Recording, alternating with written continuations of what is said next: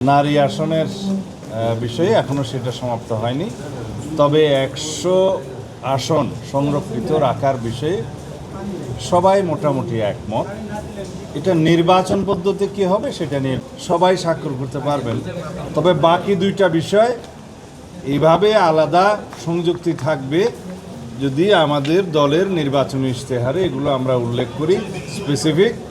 সেই ক্ষেত্রে আমরা যদি দায়িত্বপ্রাপ্ত হই তখন আমরা এই দুইটি বিষয়েও এখানে সংযুক্ত করতে পারব। এভাবেই সিদ্ধান্তটা মোটামুটি হয়েছে। আর সেটা বিরোধী দলের সদস্য সংখ্যা কত হলো বা সম্মিলিতভাবে ট্রেজারি ব্যাংকের বাইরে কতজন থাকলো, তাদের মধ্যে কয়টা সভাপতি পদ কারা পাবে সেটা পরে নির্ধারিত হবে। তবে নীতিগতভাবে এটা যে সংখ্যানুপাতিক হারে সেটা বিরোধী দলের কাছে যাবে সভাপতি পদগুলো। ওইখানে আমরা এখনো আসিনি। আমরা এখন নারী আসন নিয়ে আলোচনা করছি। তা নারী আসনের বিষয়ে এইটুকু হয়েছে যে 100 নারী আসন, বর্তমানে 300 আসনের সাথে আরও 100 নারী আসন স্থায়ীভাবে সংসদে সংবিধানে সংরক্ষণ করা হবে নারীদের জন্য। সেই বিষয়ে সবাই মোটামুটি একমত। নির্বাচন পদ্ধতি নিয়ে আলোচনা চলছে। আরেকটা অবস্থান আছে, আরও কয়েকটি রাজনৈতিক দল তার সাথে সংবিধান সংশোধনী বিলের বিষয়টি যুক্ত করেছেন, আমরাও করেছি। একটা সিদ্ধান্তে আসা গেছে 4টি committee, public accounts committee, privilege committee, estimation committee, public undertaking committee সহ, এই 4টা সহ অন্যান্য কিছু জনগুরুত্বপূর্ণ বিষয় সংক্রান্ত স্থায়ী কমিটিগুলোর সভাপতির পদ বিরোধী দলের মধ্যে আসনের সংখ্যা অনুপাতে বিরোধী দলের কাছে প্রাপ্ত হবে। এই হিসেবে মোটামুটি সবাই একমত হয়েছে, এটাও আসবে। কমিশনের আজকে সকাল 11টা থেকে অনুষ্ঠিত মিটিংয়ে এখন পর্যন্ত 3টি বিষয়ের উপরে আলোচনা করে মোটামুটি ঐক্যমতে পৌঁছানো গেছে।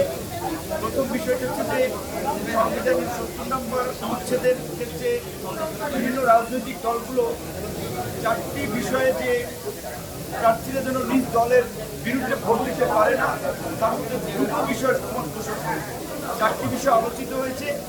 একটি হচ্ছে যে অর্থ বিল, আস্থা বিল, জাতীয় নিরাপত্তা, সংবিধান সংশোধন। কিন্তু অনেকেই বলেছে যে বাংলাদেশে এই পর্যন্ত যে কয়েকবার সংবিধান সংশোধন হয়েছে অনেকটা দল এবং ব্যক্তির সাথে, কাজে এই ক্ষেত্রে এখানে পাশ করা ঠিক হবে না। জননিরাপত্তা বা জাতীয় নিরাপত্তার ক্ষেত্রে অনেকে দ্বিমত পোষণ করেছে। আমাদের দল থেকেও যেই দুইটা চিঠিতে উল্লেখ করা হয়েছে অর্থ বিল এবং আস্থা ভোট, এই দুটো জায়গায় আমরা একমত পোষণ করেছি। 2 নম্বরে জাতীয় সংসদে যে 50টি স্থায়ী কমিটি, সংসদীয় কমিটি থাকে, সেই কমিটিগুলোতে আনুপাতিক হারে 50% বিরোধী দলের প্রতিনিধিত্ব দেওয়ার কথা হয়েছে 4টি গুরুত্বপূর্ণ কমিটি সহ। সেটি তো সব রাজনৈতিক দলই মোটামুটি একমত পোষণ করেছে। 3 নম্বরে সংসদে নারীর আসন কিংবা নারীর প্রতিনিধিত্ব নিশ্চিত করার ক্ষেত্রে 100টি আসন সংরক্ষিত করার বিষয়ে সব রাজনৈতিক দলই কিন্তু একমত হয়েছে, আমরাও একমত। কিন্তু আমাদের মধ্যে আলোচনাটা হচ্ছে যে প্রক্রিয়া নিয়ে, প্রক্রিয়াটা কি হবে।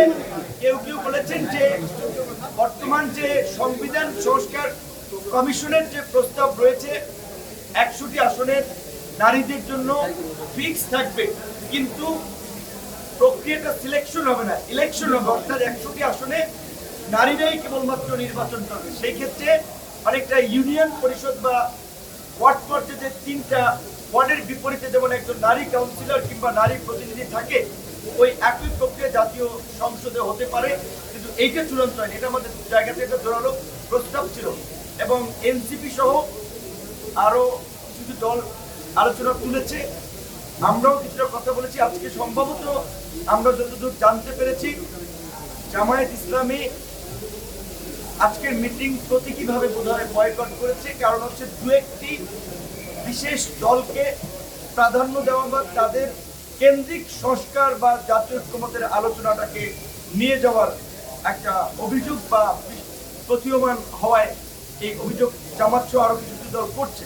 তবে আমরাও বলেছি আজকে আসলে এখানে এই যে রাজনৈতিক দলগুলোই তো সমস্ত জনগণের কিন্তু জনসমর্থন তারা কিংবা এই গণ আন্দোলনে তাদের বাইরেও কিন্তু অনেকে গুরুত্বপূর্ণ ভূমিকা পালন করছে। সেক্ষেত্রে পেশাজীবী সংগঠনগুলো, সাংবাদিক, শিক্ষক, চিকিৎসক, তাদের কিন্তু একটা গুরুত্বপূর্ণ মতামত নেওয়া দরকার। রাজনৈতিক দলগুলো সবার একেবারে মতামতকে প্রতিফলন করে না, এবং এইখানে যে কোন ক্রাইটেরিয়া যে কোন দলকে সিলেক্ট করা হয়েছে এটাও আমরা জানি। অনেক ক্ষেত্রে নাম সর্বস্ব দল, অনেক ক্ষেত্রে নিবন্ধিত অনিবন্ধিত, সেই দিন একটা প্রশ্ন তুলেছে যে আজকে আমরা যে বলবো যে জাতীয় ঐক্যমত্য কমিশনে এতটি দল এই বিষয়ে একমত পোষণ করেছে, আসলে সেই দলের ক্রাইটেরিয়াটা কি? বিশেষ করে এখানে যে এই যেটা জুলাই সনদ কিংবা জাতীয় সনদ হবে, সেখানে বারবার বলা হচ্ছে যে বিভিন্ন রাজনৈতিক দল সিগনেটারি হবে। পাশাপাশি আমরা মনে করি পেশাজীবী সংগঠনগুলো এবং সমাজের অন্যান্য অংশীদারদেরও সেখানে একটা অংশগ্রহণ থাকা উচিত। এবং সর্বোপরি যেটি আমরা বারবার জোর দিচ্ছি, 90-এ 3 জোটের রূপরেখা হয়েছিল, ভালো ভালো কথা বলতে লিখে যান, সবাই মাইনে নিয়েছে। ক্ষমতায় গিয়ে কিন্তু ওই জীবনানন্দ দাশের কবিতার মতো যে কেউ কথা রাখেনি, সেই জায়গা থেকে কিন্তু আমরা বারবার গুরুত্বপূর্ণ 3টা স্টেক হোল্ডার, একটা হচ্ছে সকল রাজনৈতিক দল মিলে একটা স্টেক হোল্ডার, জনতা একটা স্টেক হোল্ডার, এবং সকল শিক্ষার্থীরা, তরুণরা একটা স্টেক হোল্ডার।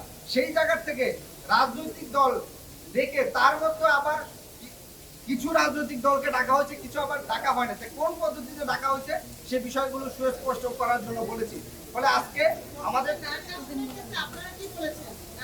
নারী আসনের ক্ষেত্রে আমাদের এখানে প্রস্তাব ছিল, আলোচনাটা এখনো চলমান আছে, এটা এখনো শেষ হয় না। তবে সেক্ষেত্রে আমাদের প্রস্তাবনা ছিল সংসদে নারী আসনে যেন সরাসরি ভোটের মাধ্যমে হয়। কোন পদ্ধতিতে হবে সেটা এখনো আলোচনা চলমান আছে।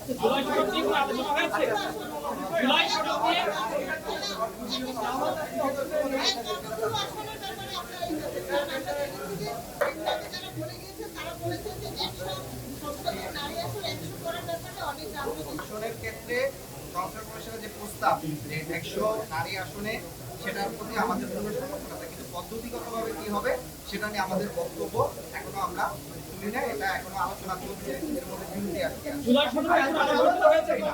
এতদিন পর কেন আপনারা ঐক্যমত্য কমিশনকে প্রশ্ন করছেন যে কি পদ্ধতিতে রাজনৈতিক দলগুলোকে ডাকা হয়েছে? এটা দ্বিতীয় পর্যায়ে দ্বিতীয় দিনের আলোচনা, এতদিন কেন আপনারা এই আলোচনা করেন? এতদিন মনে করছেন কোনো বৃহত্তম রাজনৈতিক দল এই রাজনৈতিক দলের তালিকাটা দিয়েছেন? না, আমরা এখানে বক্তব্যে স্পষ্ট করে বলেছি যে এর পূর্বে জাতীয় ঐক্যমত্য কমিশনের বক্তব্য ছিল যে আগে আমরা রাজনৈতিক দলগুলোর সাথে আলোচনা করে কোন কোন পদ্ধতিগুলো, মানে কোন কোন মৌলিক সংস্কারগুলো জুলাই সনদের মাধ্যমে ঠিক করা হবে সেটা আলোচনা চলবে। এবং পরবর্তীতে যে জুলাই সনদের যে বিষয়গুলো, এটাকে কিভাবে হচ্ছে সুরক্ষিত করা হবে সেটা নিয়ে 6টা পদ্ধতি তাদের ছিল।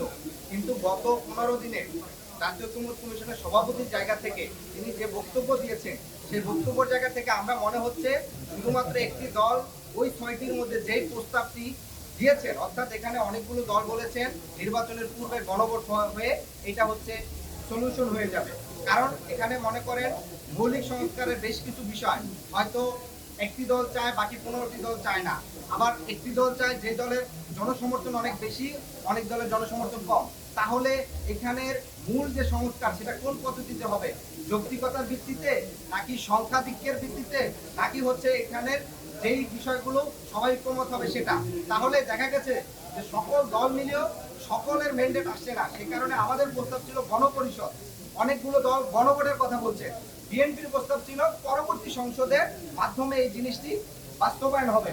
ফলশ্রুতিতে ঈদের পূর্বে প্রধান উপদেষ্টা তিনি ঐক্যমত্য কমিশনের সভাপতি হিসাবে যখন বলে ফেলেন যে আপনারা পরবর্তী সংসদে যারা আসবে তাদের কাছ থেকে ওয়াদা নিবেন, তার মানে তিনি গণভোট নাকচ করে দেন। এবং আমরা দেখেছি প্রধান উপদেষ্টার যে বিদেশ সফর করছেন, সেই সফরেও তিনি হচ্ছে গণভোটের বিষয় বলছেন যে গণভোট বিষয়ে জনগণ জানে না বলে। তার ঐক্যমত্য কমিশনের সভাপতির জায়গা থেকে এই বক্তব্য তাদেরই যে 6টি প্রস্তাবনা দিয়েছে সেখানে বাকি 5টিকে খারিজ করে বলে, যার কারণে আমরা ঐক্যমত্য কমিশনের এই বিষয়গুলো নিয়ে উত্থাপন করেছি যে কেন এই বিষয়টি করা হয়েছে।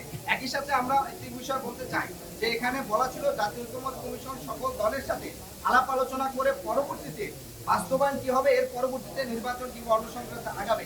কিন্তু ঐক্যমত্য কমিশন চলাকালীন অবস্থায় যখন দেশের বাহিরে বসে শুধুমাত্র একটি দল কিংবা এক দলের এক ব্যক্তির সাথে আলোচনা করে পুনর্বিবেচনা করার চেষ্টা করা হয় যে কবে নির্বাচন হবে কি হবে না, কিংবা সংস্কার কতটুকু হবে কি হবে না, তখন এই বিষয়টি সরকারের জায়গা থেকে তাদের নিরপেক্ষতা নিয়ে প্রশ্ন তোলা হয়। সবাইকে ধন্যবাদ। নাটা জেলি আর পানীয়র এক অসম কম্বিনেশন ড্রিঙ্কো। চিল থাকতে চান ড্রিঙ্কো চাবান।